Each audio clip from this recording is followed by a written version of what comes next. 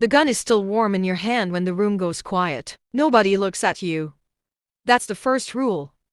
Nobody reacts. The man on the floor made a mistake, and mistakes get erased. You keep your face blank, your breathing steady, your eyes low because if they see hesitation, you're next. You're deep inside the most violent cartel in the region, and tonight, you just proved you belong, or at least, you survived long enough to pretend you do. You were never supposed to get this far. It started with a name on a file, a mid-level distributor with a pattern of sudden promotions and unexplained loyalty. You built the identity slowly. Fake records, controlled arrests, a reputation stitched together from carefully planted rumors and real minor crimes. You learn fast that credibility in this world isn't built on what you say, it's built on what people are afraid you might do. The first contact comes in a parking lot behind a warehouse. No introductions. Just a question. Who do you work for? You don't get to say the truth, so you give them the version they expect. Independent, reliable, quiet. You say just enough to sound useful, not enough to sound desperate. They leave you there for 3 hours. That's when you realize this isn't recruitment, it's observation. They're watching how long you wait, how you stand, whether you check your phone, whether you panic. You don't. A week later, you get a message, a time, a location. No second chances. That's how you get pulled in. Training isn't a classroom. It's a series of tests disguised as errands. You drive packages you're not allowed to open. You deliver messages you're not allowed to question. You meet people who never give their real names. Every task has a hidden rule. Be early, but not too early. Speak when spoken to. Never ask why. You learn fast that silence is currency. They start small. Cash pickups, short drives, low-risk transfers. But every job is watched, every move measured. One mistake, and the door closes forever, or worse. They test your loyalty in ways that don't feel like tests at all. A driver offers you extra cash to look the other way. A courier asks you to cut a corner.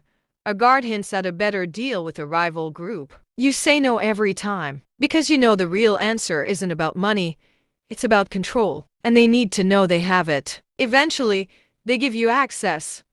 Not full access. Never full, but enough to see how the system breathes. The cartel runs like a machine. Money flows through shell businesses, car washes, trucking companies, small restaurants that never seem busy but never close. Shipments move in layers. Local distributors never know the source. Drivers never know the destination. Everyone is replaceable, including you. Your job becomes coordination. You track routes. You confirm deliveries. You relay coded messages through secure apps that erase themselves after reading. You memorize patterns. Tuesdays mean movement. Fridays mean collection. Sundays mean silence. You learn to read people without looking at them. The way a guard shifts his weight. The way a boss pauses before speaking. That's when you realize the real product isn't drugs. It's fear. Midway through your operation, everything changes. A shipment goes missing. Not delayed. Not intercepted.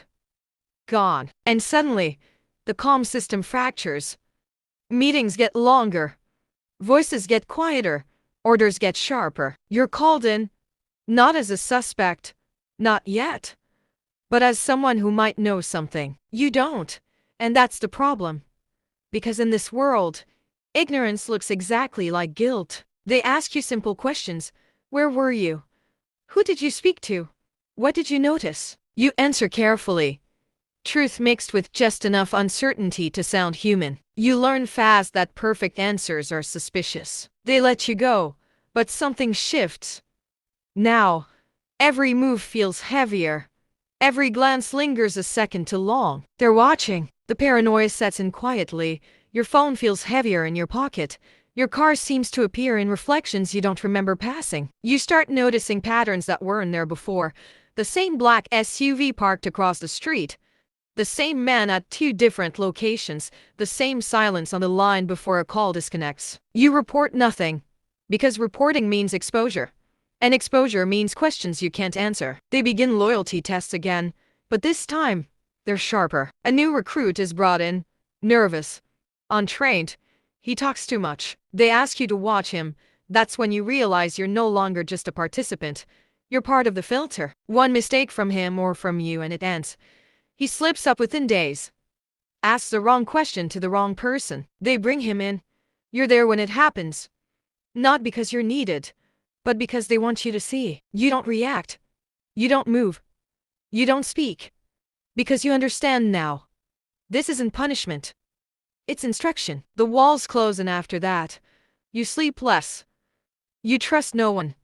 Every conversation feels like a test you didn't study for. Your handlers on the outside want updates, names, locations, evidence. But every piece of information you gather feels like a risk multiplied. You start leaving breadcrumbs, small details, partial truths. Enough to build a case, not enough to get you killed. Then the crisis comes. It's sudden, loud, irreversible. A raid hits one of the outer operations. Not yours, but close enough to matter. People get picked up, phones go dark, safe houses get abandoned overnight. The cartel responds fast, faster than law enforcement expected. They shut everything down. Routes change, codes reset, trust disappears. And then they start looking for the leak, you, or someone like you. You're called in again. This time, the room is smaller, the air heavier. No small talk. Just questions. You answer them the same way. Calm, controlled, measured. But this time, they don't let you leave immediately. They watch you. Minutes stretch into hours. That's when you realize something. You don't get to think like an officer anymore. You have to think like them. Who would betray them? Who would risk everything for nothing? You offer a name. Not random.